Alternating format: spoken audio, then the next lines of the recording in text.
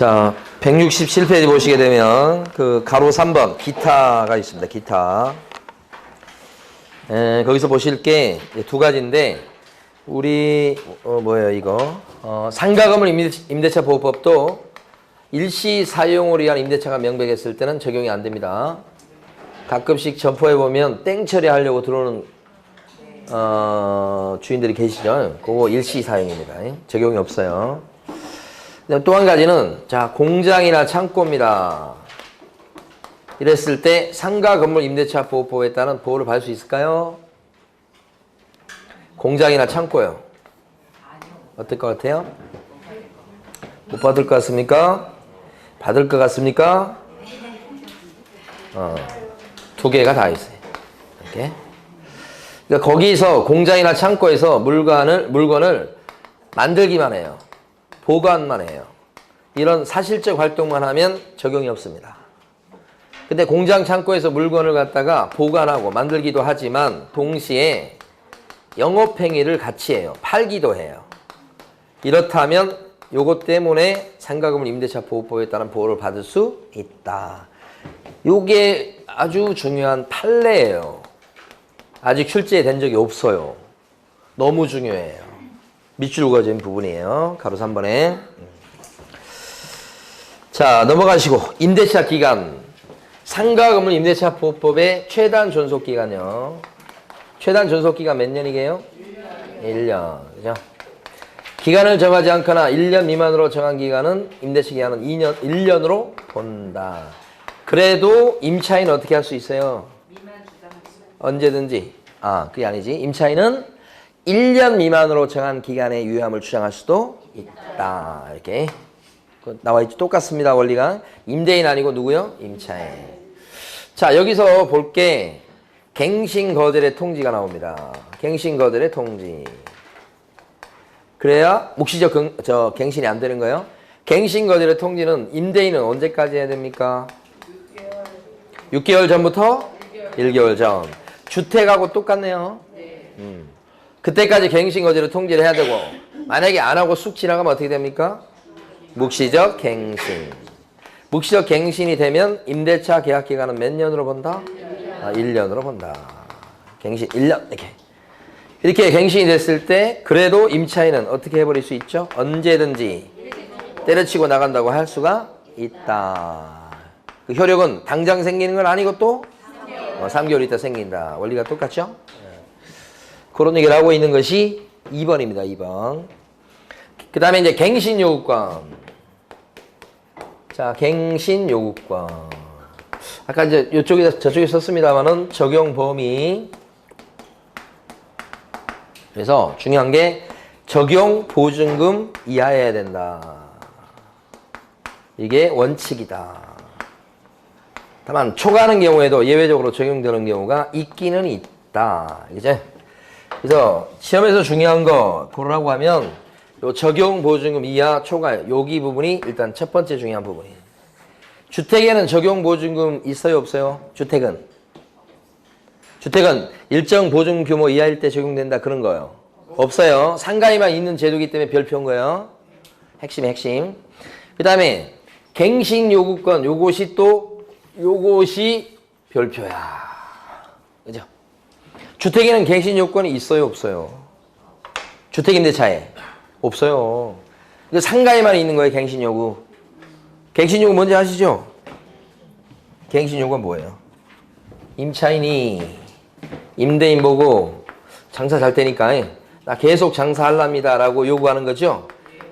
최단 존속기간은 1년밖에 안 돼요. 그럼 1년 장사해가지고 권리금 주고 들어왔다면 언제 권리금을 뽑겠어요? 영업기간을 보장할 필요가 있잖아요. 그래서 임차인이 장사가 안 되면 모르지만 잘 된다면 임대인 보고 나 계속 장사할라요? 요구하는 거죠. 이거. 그럼 임대인은 뭐요? 거의 들어줘야 돼. 거의.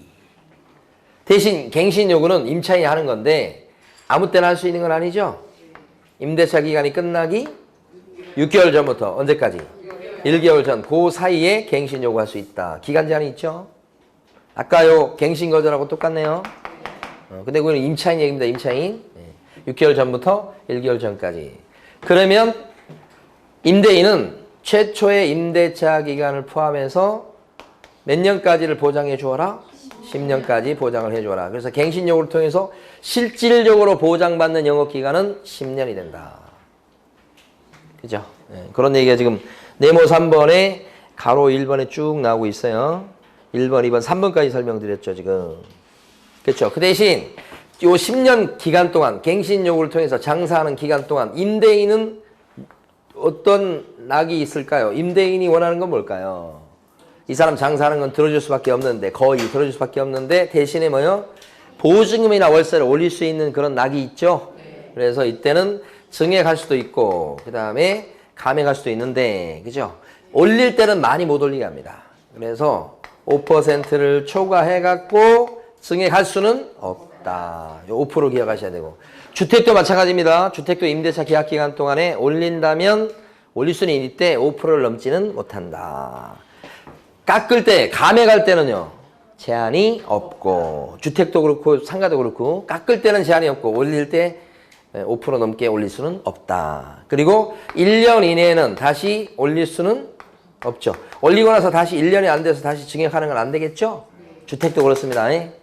1년 내는 다시 못 올리고, 상식이죠, 상식.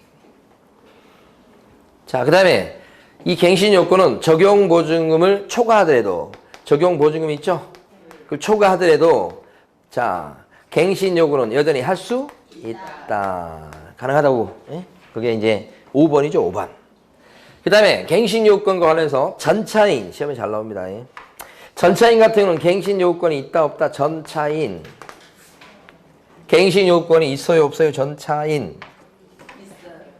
없어요. 갱신 요구 누가 한다고 그랬어요? 여기 지금 써져 있잖아. 임차인이 하는 거지, 전차인 못 하는 거예요. 그렇지만 뭐냐면 임차인의 무기인 갱신 요건을 우리 전차인이 대위 행사할 수는 있다.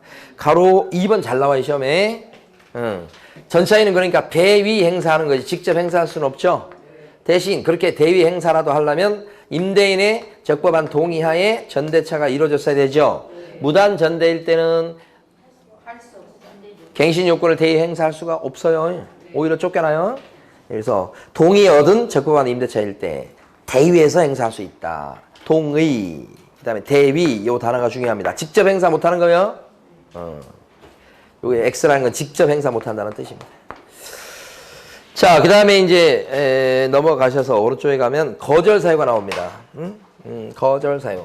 갱신 요구가 들어왔을 때 임대인은 100% 들어주는 게 아니죠. 정당하게 거절할 수 있는 사유들이 있다. 이것도 참 중요하죠. 거절 사유 보니까 오른쪽에요. 거절 사유 1번 3기의 연체가 있다. 차임 연체. 그랬을 때는 임차인의 갱신 요구를 임대인이 안 들어줄 수 있다. 여기 시험에 잘 나옵니다. 1번. 오른쪽 페이지 1번요. 그 다음에 2번 같은 경우는 뭐냐면 자, 임차 목적 건물을 철거나 또는 재건축하랍니다. 비우세요. 이렇게 할 수가 있다. 철거 뭐요? 재건축. 그죠?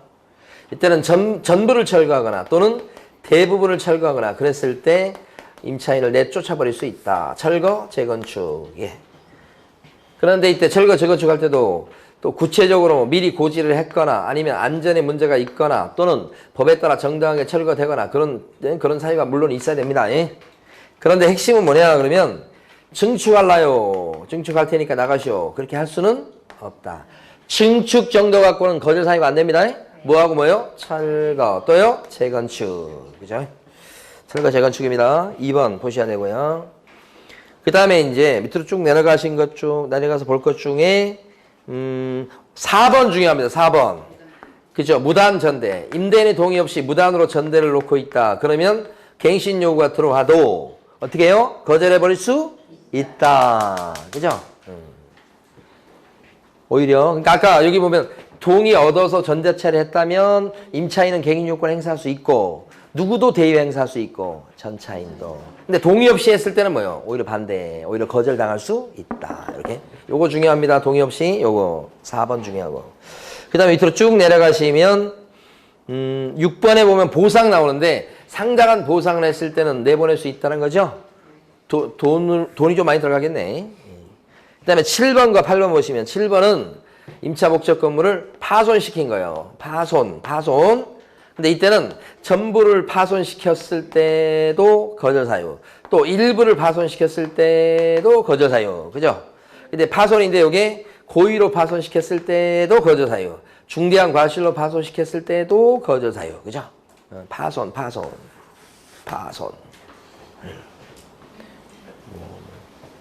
양날개가 있네. 파리 같네, 파리. 파손. 전부, 일부, 또 고의, 중과실. 그러니까 시험에서는 경미한 과실로 파손시켰다 그랬을 때는요. 그때는 거절 사유가 되지 않죠. 무슨 과실요? 중과실.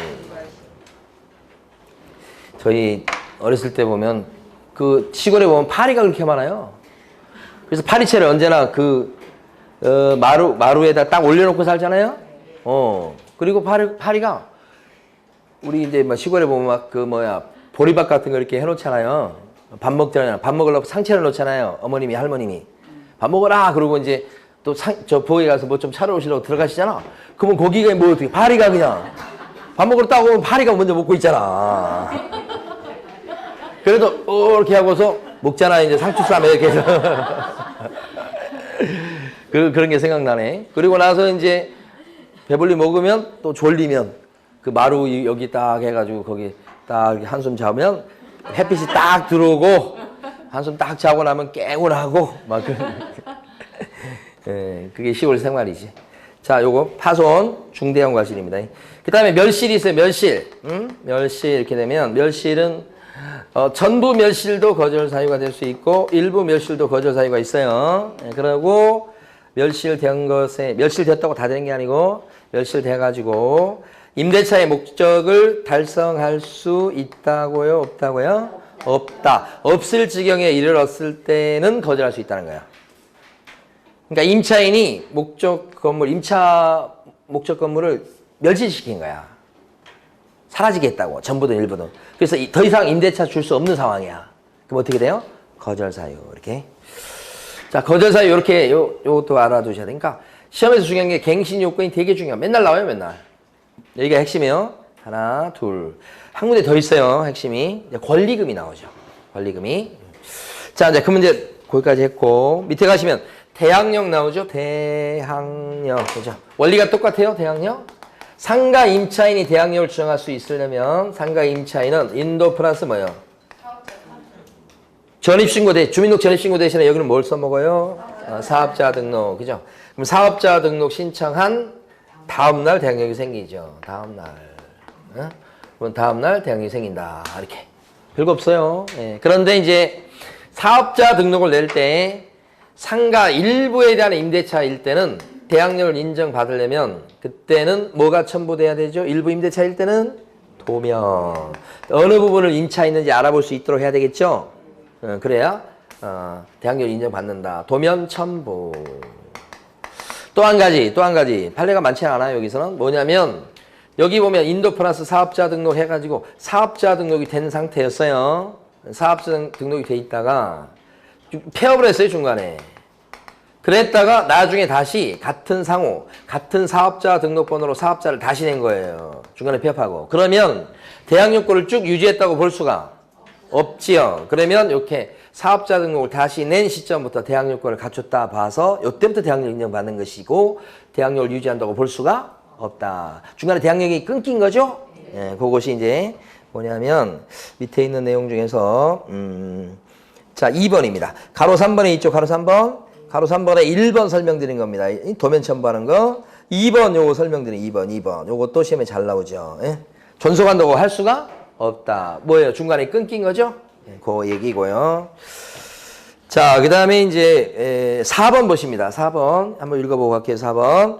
임차권은 임차 건물에 대해서 민사집행법에 따른 경매가 실시된 경우에 임차 건물이 매각되면 임차권은 어떻게 돼요?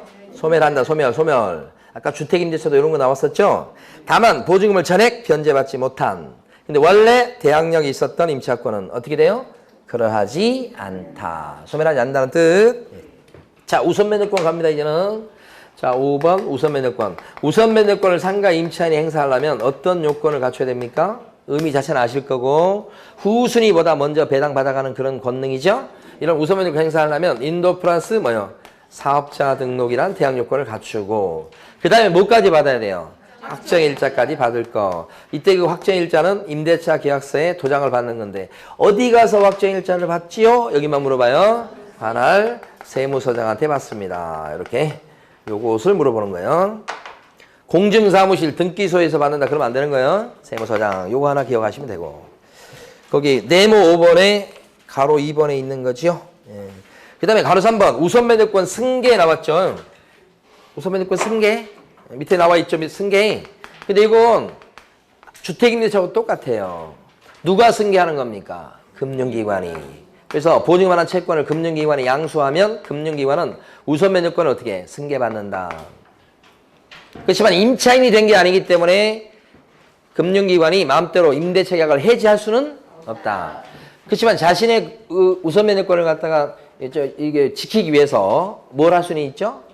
임차권 등기 변경 신청을 할 수가 있다. 그래서 이제 그게 아까 주택임대차하고 한 글자도 안 틀려요. 그래서 그게 상가에서 나올지 주택에서 나올지 모르겠지만 주택이 가능성이 더 높아요. 상가에도 동일한 제도가 있다는 겁니다. 그게 다음 페이지까지 똑같이 써져 있고 그 다음에 6번 최우선 면허권 나옵니다. 최우선 면허권은 세칙에서 배당에서 1등으로 배당을 받아가는 그런 권능을 얘기하죠. 그러면 최우선 면허권이다 그러면 이거 행사하려면 인도 플러스 사업자 등록이라는 대항 요건을 갖추고 그 다음에 어디에 해당돼야 됩니까? 소액에 들어가야 되겠다. 소액. 그 소액 임차인의 규모는 보증금 규모는 암기할 필요가 없어요. 그 지역마다 틀리잖아요. 거기 보니까. 그래서 우리 이제 여기 광명을 기준해서 보면 과밀억제 권역에 들어간단 말이에요. 그렇게 되면 5,500 이하가 소액이고 최우선 면제 받는 건 1,900이에요. 그렇죠? 암기할 필요 없다고 말씀드렸어요. 여기서도 소액 보증금 규모를 따질 때 월세가 있으면 월세 곱하기 100을 합니다. 수험생들이 좀 착각을 많이 하는 게 상가건물 임대차 보호법은 적용 보증금 따질 때도 월세 있으면 곱하기 100 해요. 그 다음에 소액 따질 때도 월세 있으면 곱하기 100 한다고요. 여기도. 그런데 주택임대차에서 소액 따질 때는 월세 있어도 곱하기 100을 하지 않습니다. 주임법은 곱하기 100이라는 게 없어요. 충격을 받으신 모습이에요, 지금. 옛날에 예를 들 때 저기 어디야? 이름이 갑자기 기억이 안 나네. 저쪽 강남에 있는 유명한 주상복합 아파트 이름이 뭐죠? 타워팰리스. 그 기억 안 나. 타워팰리스에서 보증금 5천에 월세 2천에 살고 있는 사람이 있습니다.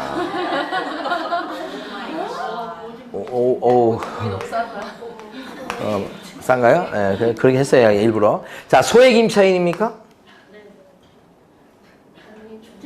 최우선 면허권이 있나요? 월세 2천인데? 월세 안 치면 있죠. 있어요.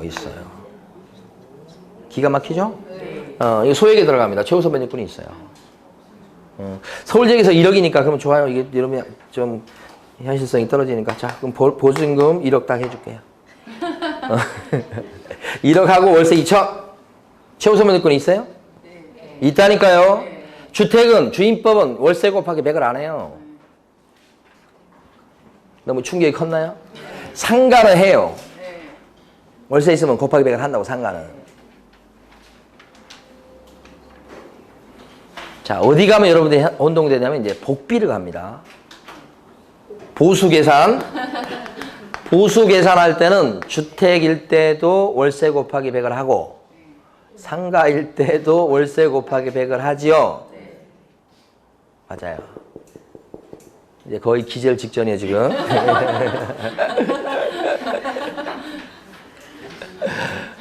자, 일단 써놓기를 하자고. 중개보수는 주택에 있을 때, 여기 주택이다 그러면, 월세가 있으면 복비 계산할 때는 월세 있으면 무조건 곱하기 100 하는 거예요. 물론 곱하기 70으로 다시 계산하는 것도 있긴 있죠. 자, 상가다. 상가 임대차다 그랬을 때도 월세가 나오면 월세 곱하기 100을 해요. 이렇게. 복비는 그렇습니다. 그런데 이제 뭐가 하냐면 여기 이제 보호법. 상가 주택임대차 보호법. 상가건물 임대차 보호법. 이런 거 보호법 나온 거 있죠. 거기서는 주택일 때는 어떻게 해요? 월세 곱하기 100 이렇게 환산하는 거 없어요, 여기는. 응? 없다고? 특히 소액 따질 때 얘기 소액. 우리 상가는 어떻게 해요? 소액일 때도 적용보증일 때도 월세 나오면 곱하기 100을 하죠. 이거 왜 안 하냐 이렇게 하면 안 돼요. 이게 사실 좀 안 하는 게 이상한 거예요. 근데 안 하고 있어 지금. 그래서 아까 타워 페리스 나온 거예요. 기억을 해두셔야 돼. 진도 나가야 돼 진도. 자 충격에서 빨리 벗어나. 자 그 다음에 밑에 가시면 요것도 뭐 그 소액 최우선 면제 받으려면 요 대항 요건은 늦어도 언제까지 갖춰야 되겠다. 경매 넘어가기 전까지. 빨리빨리 충격에서 벗어나야 되는데 경매 등기 전까지 대항 요건을 갖추고. 네모 6번에 가로 2번 얘기입니다 지금. 그 다음에 가만히 있으면 최우선 면제 받는 게 아니죠. 어떻게 해야 돼? 배당 요구. 그래야 받을 수 있다. 그죠? 요건 똑같잖아요. 그리고 이제 더 나가서 소액 임차인이 많이 있을 때 최우선 면제를 받더라도 소액 임차인의 몫은 낙찰가액, 상가 건물 가액의 2분의 1로 제한을 받죠? 네. 요것도 아까 주택하고 똑같아요. 그 다음에 네모 7번 보시죠. 네모 7번이 이게 정보 제공 요청입니다. 정보 제공 요청. 사실 어려운 부분도 있긴 한데 자 다시 봅니다. 이해관계인 같은 경우는 정보 제공 요청을 갖다가 할 수가 있어요. 이해관계인도. 그 다음에 두 번째는 임대차 계약을 체결하려는 자, 체결한 자가 아니고 하려는 자도 정보 제공 요청을 할 수 있어요. 둘 다 할 수 있는데 차이가 뭐예요? 이해관계인은 임대인의 동의가 필요 없고 임대차 계약을 막 하려는 사람은 임대인의 뭐예요? 동의가 있어야 된다. 임대인 동의 얘기하는 겁니다. 주택하고 똑같죠? 자, 근데 차이점을 아셔야 돼. 그게 출제거래 그게. 여기는 정보 제공 요청을 누구한테 가서 합니까? 어디 가서 정보 달라고 해야 돼요? 동사무소 이런 데 아니에요 이거는? 세무서. 관할 세무서에 가서 열람을 하는 겁니다. 보여달라고 하는 거예요. 주택임대차에서 정보 제공 요청은 어디 가서 합니까? 주민센터, 공중사무실, 등기소 같은 확정일자 부여기관에 가서 하죠. 자, 주택은 어디 가서 정보 제공 요청? 확정일자 부여기관 받은데 상가 임대차에서의 정보 제공 요청을 어디 쫓아가서? 관할 세무서. 거기가 이제 확정일자 찍어준다 하네요. 이렇게 해야지. 이것을 시장군수구청장한테 정보 제공 요청한다 그러면 틀려요. 여기를 시뻘겋게. 어디에 정보 제공 요청한다고요? 관할 세무서. 됐습니다. 자, 그 다음에 권리금 나옵니다. 드디어. 자, 8번이 권리금. 제일 8번이 맞죠? 네. 권리금을 보장받는다. 보장. 이렇게. 자, 중요한 부분이 세 군데 있다고 말씀드렸어요. 그 중에서 두 군데 지금 나왔고요. 그 다음에 권리금을 보장해주는 제도. 근데 이때는 권리금을 보장 안 해줄 수 있는 경우도 있어요. 이렇게. 네, 그래서 요게 세 번째 중요한 거. 적용보증금, 갱신요건, 권리금 제도, 권리금 보장. 이렇게. 자, 권리금이 뭔지 먼저 가로 1번. 가로 1번에 1번이요. 권리금이 뭐다? 그런 얘기 잔뜩 나오죠? 그래서 권리금은 자, 읽어보시고, 자, 칠판 보시면 이 사람이 임대인 건물주예요. 근데 B라는 사람이 이 점포를 빌렸어요. 임대차에 있다고요. 그래서 식당을 운영하셨던 우리 임차인이에요. 근데 장사가 어느 정도 좀 잘 되니까 식당을 갖다가 넘깁니다. C한테. 그래서 넘긴다 그랬을 때 이게 뭐냐면 식당의 영업권을 팔아먹는 거예요. 장사가 잘 되고 있는 거, 손님 많고, 그 다음에 가게 뭐 설비 투자된 거 이런 것을 돈 받고 파는 거예요. 그때 영업권을 사면서 새 임차인 되려고 하는 사람이 주는 돈을 뭐라고 그래? 권리금. 여기 권리금이 그거잖아요. 그러니까 권리금은 뭐냐면 이 가게 손님이 많다는 그 대가로 주는 돈. 아니면 뭐 시설 투자된 거에 대해서 주는 돈 이렇게 되는 거지. 예. 위치가 너무 좋아서 주는 돈, 권리금 이렇게. 그 영업적 가치를 평가해서 주는 돈이 권리금이다. 이게 1번. 그럼 이 권리금은 지금 누가 받아먹나요? 이 사람이 새 임차인이면 누가 권리금을 받아먹게 됩니까? B가 받아먹게 돼요. 기존에 임차인이 받죠? 그럼 임대인이 권리금을 받는 건 없나요? 임대인이 권리금 받아먹는 경우는 없어요? 있습니다. 어떤 경우냐면 임대인이 이게 아무 지금 빈 공실인데 위치가 너무 좋으니까 누가 이거 얻으려고 들어왔을 때 바닥 권리금을 받아먹는 경우가 있죠. 임대인이 받아먹는 거예요. 또 한 가지 경우는 임대인이 장사를 했었어. 어? 임대인이 낙지집을 하다가 잘해가지고 넘기는 거야. 임대인이, 응? 그러면 임대인은 자기 장사해서 넘기는 거니까 그때 어떻게 해야 돼요? 권리금 받아먹을 수 있죠? 네. 그래서 거기 보면 네모 8번에 가로 1번에 보면 셋째 줄에 임대인 밑줄, 임차인 밑줄 이렇게 밑줄 그어져 있죠? 그러니까 권리금 받아먹는 사람은 임대인도 있다는 걸 아셔야 돼. 옛날에 저희 집이 굉장히 힘들 때 말이에요. 뭐 지금도 뭐 저희 집안 전체적으로 뭐 풍족한 건 아닌데 정말 애들 이제 막 저희 대학교 다니고 그때 막 돈벌이를 많이 하셔야 될 때 저희 아버님이 저기 삼풍백화점 근처에서 지하에서 조그만 그 상가 지하 상가인데 거기서 반찬 가게를 하셨어요. 제가 대학교 다닐 때 반찬 가게를 하셨는데 이 가보면 여기 막 반찬 가게 거기 위에 그 반찬 팔고 이 바구니가 있는데 거기에 돈이 수북해요. 돈을 많이 버셨어 그때. 그렇다고 뭐 그런 정도는 아니지만 하여간 가보면 거기서 막 용돈도 주고 그래서 가시면. 근데 일이 얼마나 힘드냐면 밤 12시 거의 다 됐더라고요. 10시, 11시에 들어가시고 아침 새벽 4시에 나오셔서 장 보고 그 반찬해서 하루 종일 이렇게 직원도 한두 명 써가면서 이렇게 하시는데 돈벌이는 잘 때. 근데 문제는 뭐냐면 너무 힘드셔. 그때는 젊으셨을 때도 힘드셨다고 막 힘드신다고 막 그러더라고. 그래서 때려쳤어. 그러면 그 때려치고 그걸 넘길 때 있잖아요. 권리금 받을 수 있다 없다? 있는 거잖아요. 근데 저희 아버님은 정말로 고지식이에요. 주인이 어떻게 권리금을 받아먹냐 이거예요. 권리금을 안 받으셨어요. 그래서 저희 아버님한테 이걸 좀 보여주고 싶어. 근데 저희 아버님은 평생을 그렇게 사신 거예요. 그러니까 부자로 못 사시는 것도 있어. 부자가 아니라 가난하게 사신 거예요. 그러니까 저희는 상속세 걱정을 안 하잖아. 지금 임대 아파트에 살고 계세요. 용인 쪽에. 그러니까 이것 좀 아셔야 돼. 그 권리금 뭐 그때 당시 그렇게 큰 권리금도 아니야. 근데 그 받으면 안 된다고 막 제가 몇 번 말씀드려도 안 된대.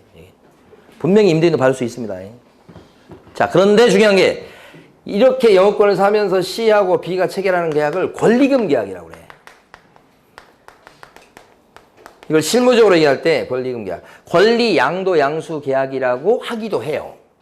근데 이건 법전에 나온 표현이야. 그래서 권리금 계약을 체결해서 권리금 1억에 인수한다. 이 사람이 식당 인수하시는 거예요, 지금. 그럼 권리금 계약은 누가 누구랑 체결하는 거야? 기존 임차인이 새 임차인과 체결하는 거고, 이 권리금 계약은 임대인 안 나와.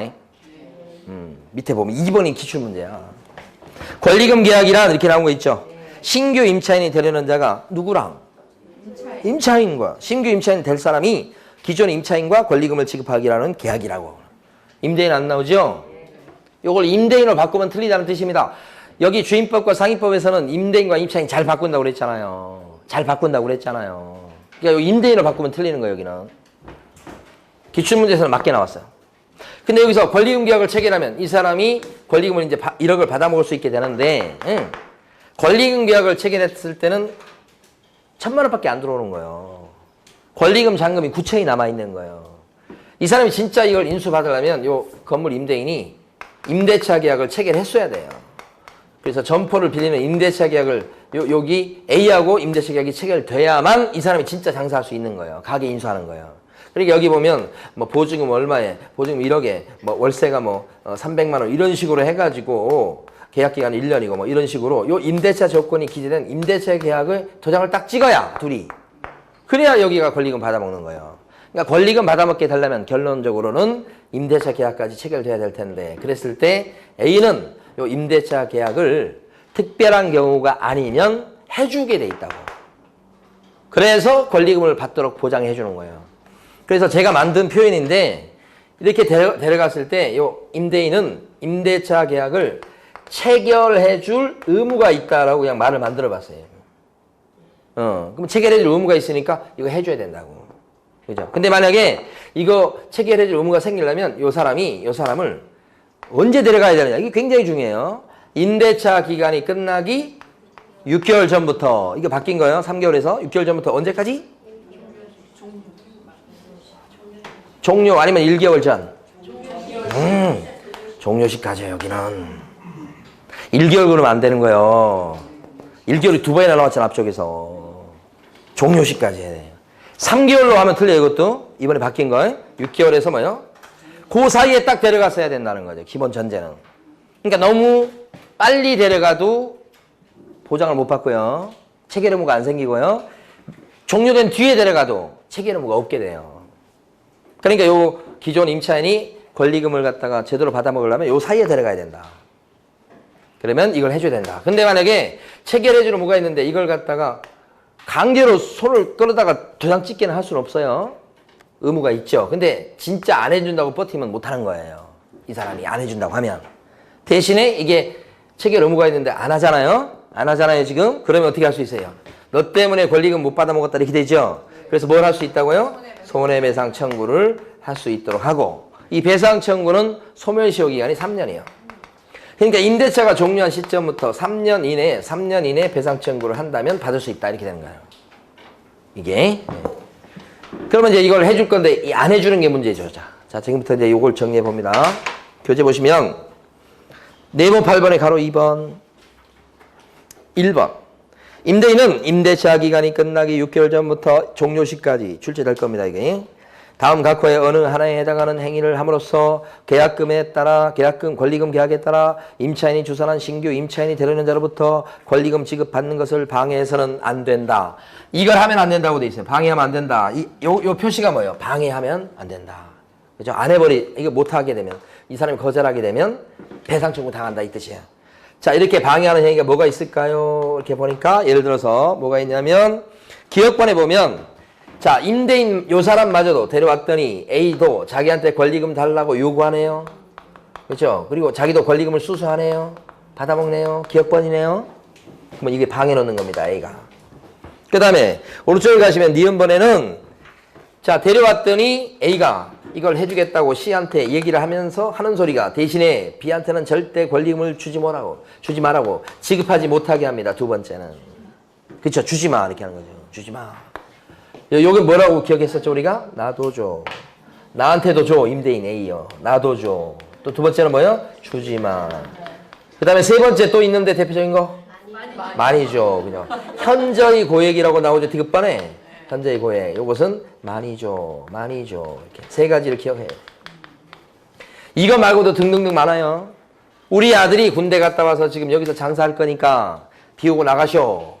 이 사람한테 넘기는 거 나 인정 못하겠어. 우리 아들이 해야 됩니다. 그것도 여기 들어가는 겁니다. 기타 등등등. 많아요. 하여간 다 들어가. 그러니까 정당한 사유 없이 거절했다 그러면 다 여기 들어가서 배상 청구 당합니다. 그래서 2번에 보면 손해배상 책임이라고 나오죠. 171페이지 2번.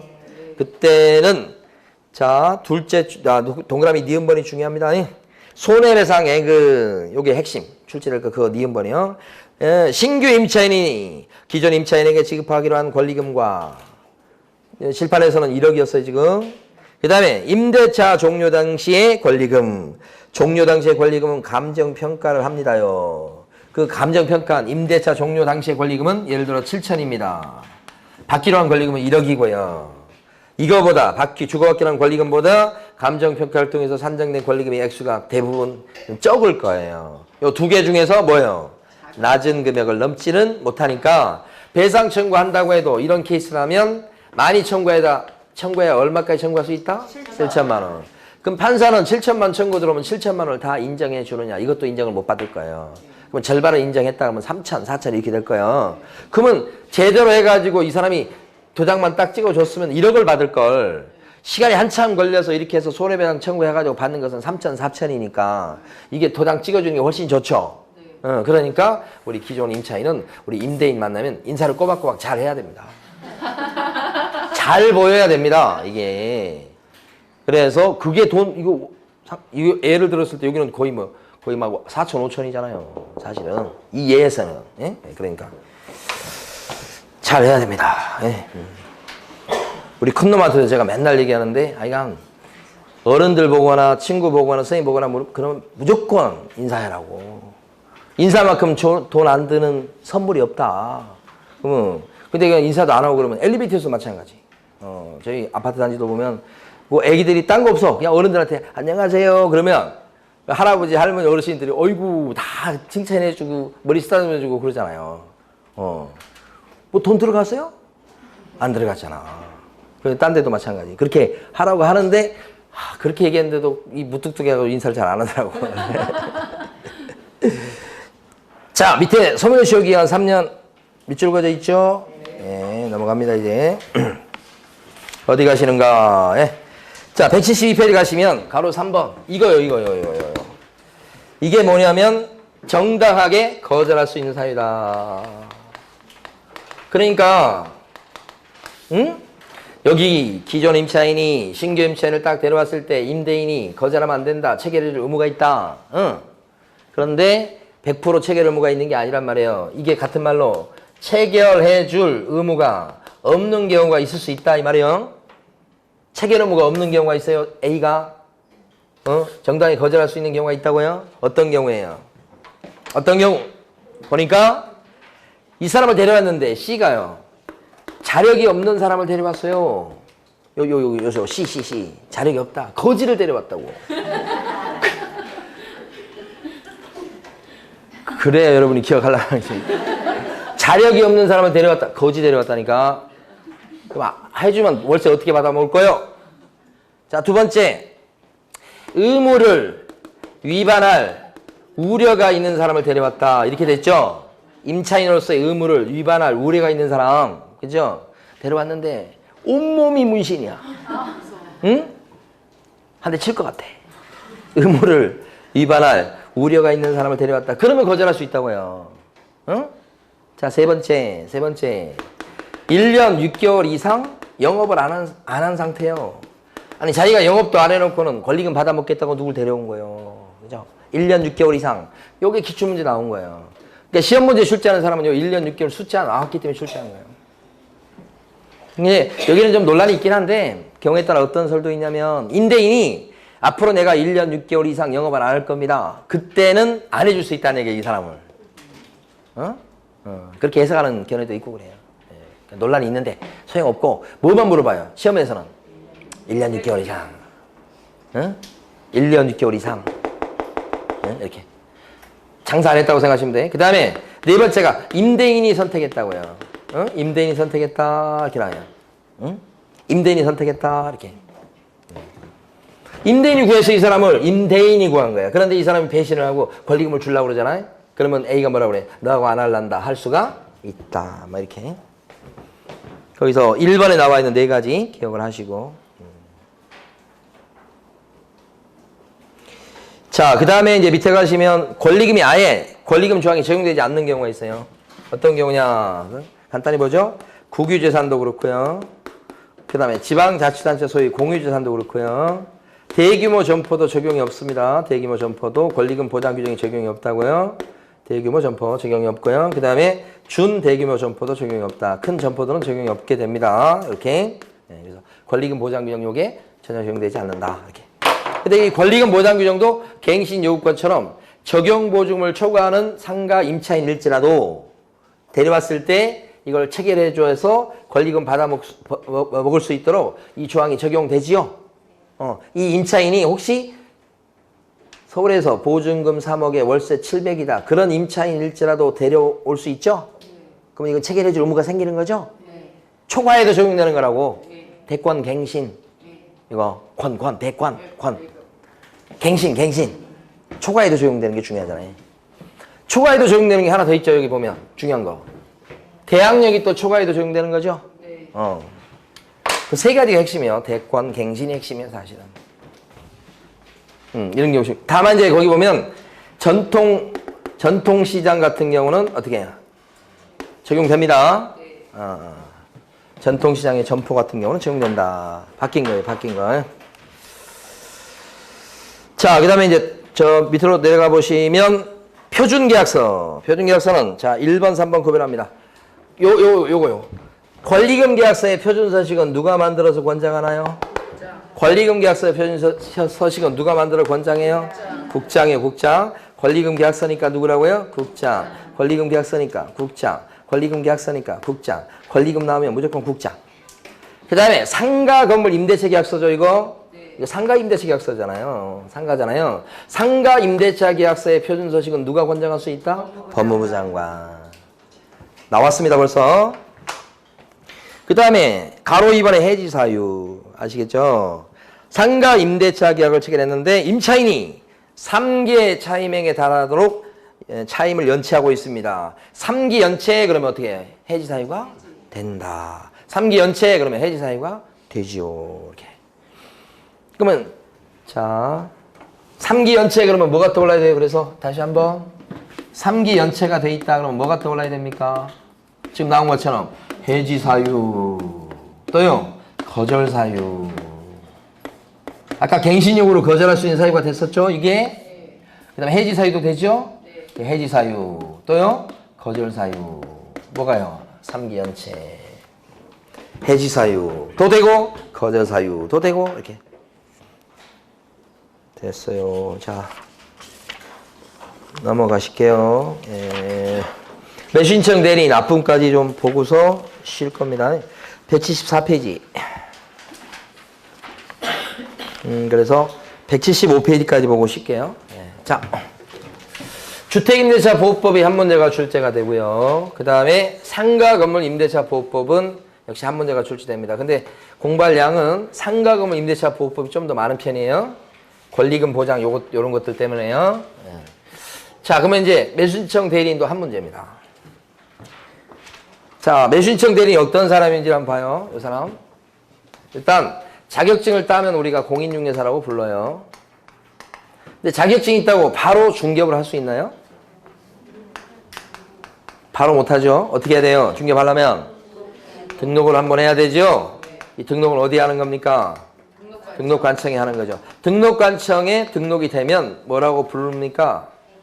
그죠? 개공, 개업, 공인중개사라고 부르죠. 개업 공인중개사가 되면 그때 떳떳하게 뭘 할 수 있다? 중개업 이렇게 하는 거지.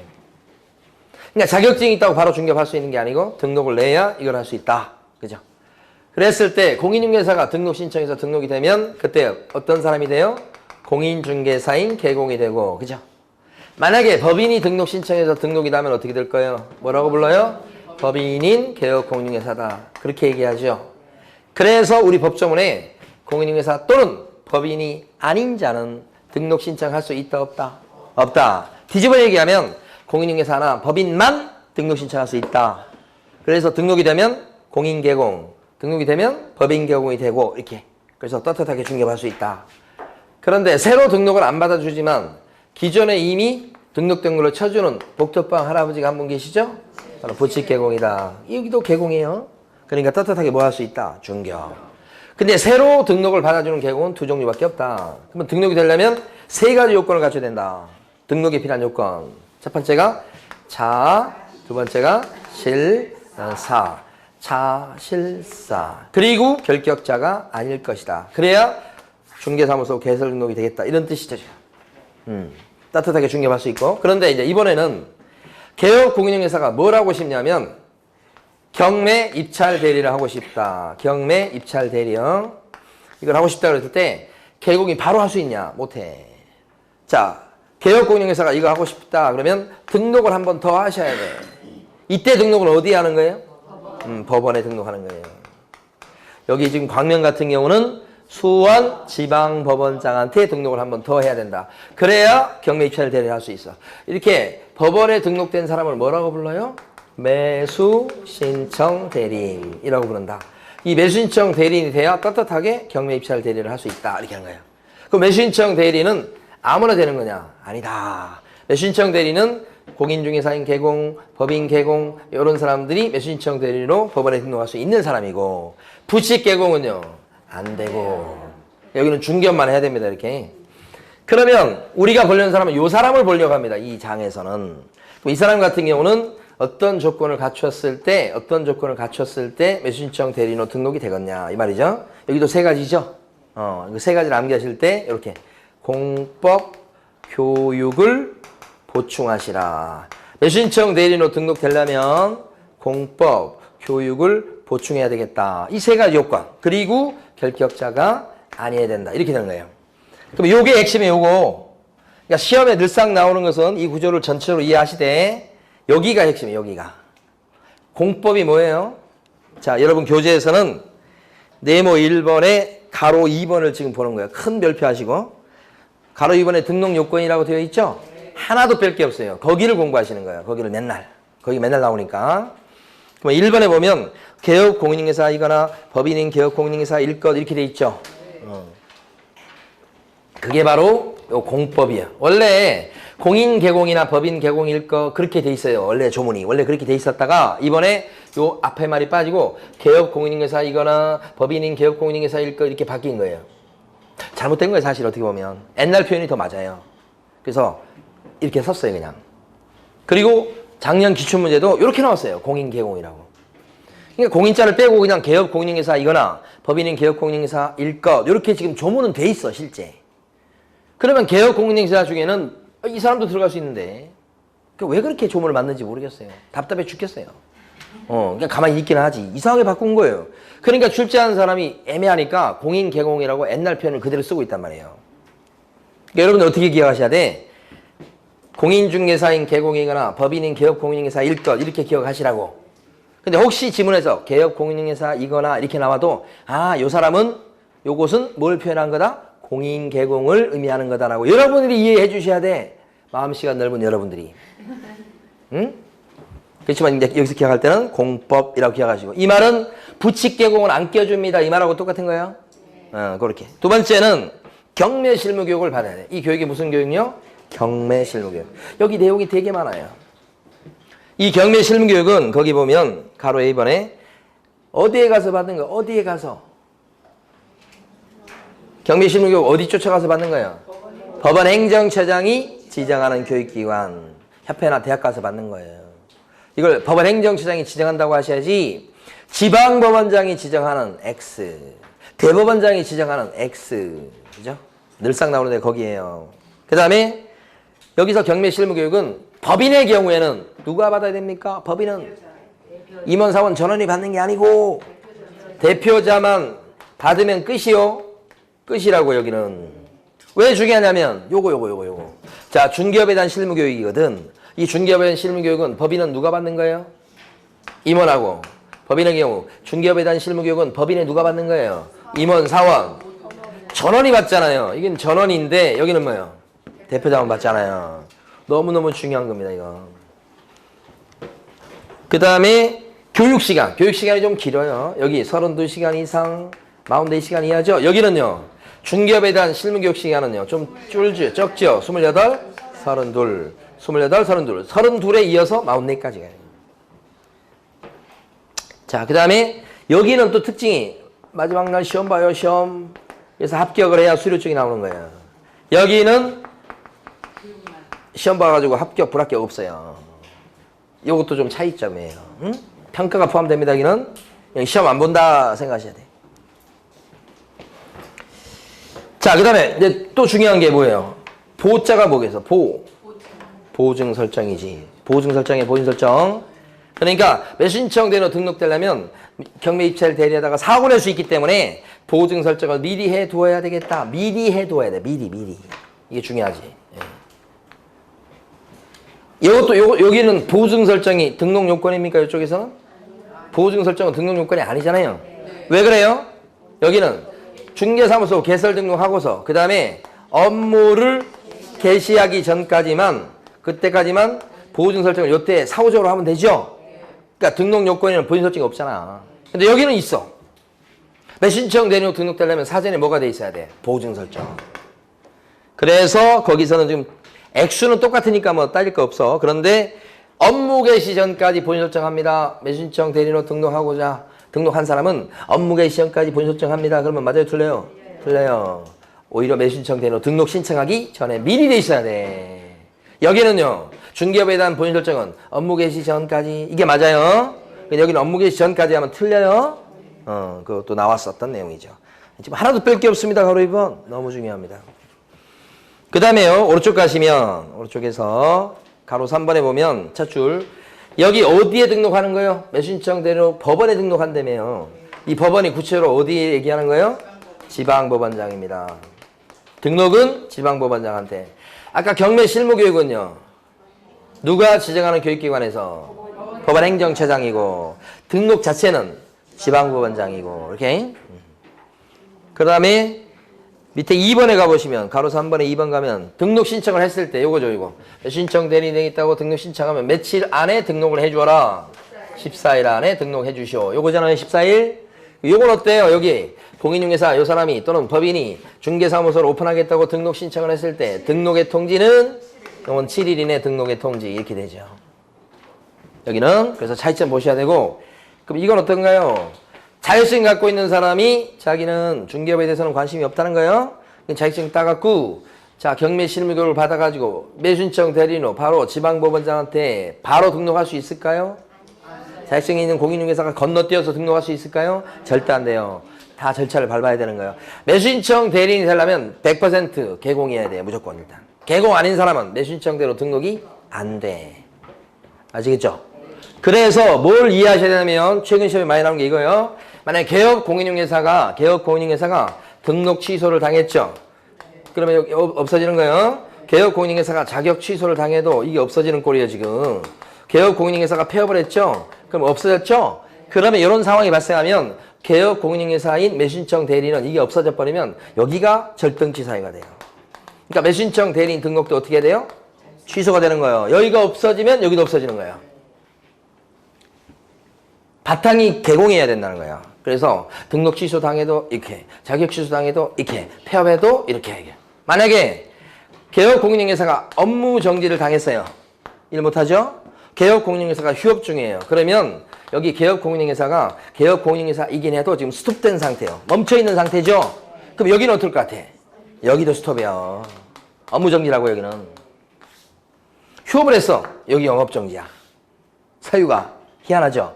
그러니까 개업 공인중개사 아닌 사람은 결코 매수신청 대리인으로서 일을 할 수가 없어. 여기가 없어지면 여기도 없어져. 여기가 스톱이면 여기도 스톱이야. 최근에 잘 나오는 내용이야. 빨간 게. 빨간 거 이거 쓰려고 아끼고 아꼈던 거 이거 지금 이거. 응? 그 전에 쓰고 싶었어도 아끼고 아껴 지금 쓰는 거라고. 그래서 밑에 가로 4번 여기까지 보고 쉽니다. 결격사유 나왔죠.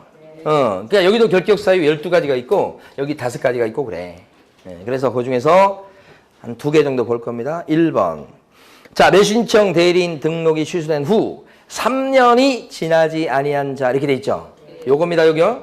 이 사람이 매수신청 대리인 등록 취소가 됐어. 그때는 몇 년 동안 결격자다. 등록 잘렸으니까. 3년 동안 결격자가 됩니다. 여기요. 그 얘기예요 지금. 그런데 등록 취소가 된 것 중에서 가만히 보니까 여기 보니까 폐업을 해서 자발적으로 폐업을 해서 그때도 등록 취소되는 거 맞죠? 근데 폐업한 것 때문에 등록 취소가 됐다 그랬을 때 3년 붙여야 되겠어요? 법을 위반한 게 아니잖아요 지금. 자발적으로 폐업한 거잖아요. 그러니까 이때는 3년을 따로 붙이지 않지. 다른 건 법을 위반해가지고 잘린 거고 뭐 이렇게 되는 거잖아요. 그때는 등록 취소가 되긴 하는데 3년도 붙어 여기는. 아시겠죠? 그래서 거기 가로 안에 있는 게 2번이나 나왔습니다. 자, 폐업 신고함에 따라서 등록 취소됐을 때는 어떻게? 제외된다는 말이 무슨 뜻? 3년이 안 묻혀진다는 뜻. 그 다음에 2번은 이게 중요한데 한 번도 안 나왔어요. 보면 민사집행 절차에서 매각과 관련해서 형법 제136조 등에 규정된 유죄 판결을 받고 그 판결 확정일부터 몇 년이 경과되지 않은 자 2년. 그러니까 여기서 유죄 판결 받았다. 무슨 죄는 모르셔도 괜찮아. 공무집행 방해죄, 경매입찰 방해죄, 무슨 방해죄 뭐 하여간만 나와. 그럼 그 죄목을 따질 필요 없이 그거 받고 몇 년 동안은 결격자다. 2년. 2년만 기억하시면 돼. 2년. 그죠? 네. 자, 쉬겠습니다.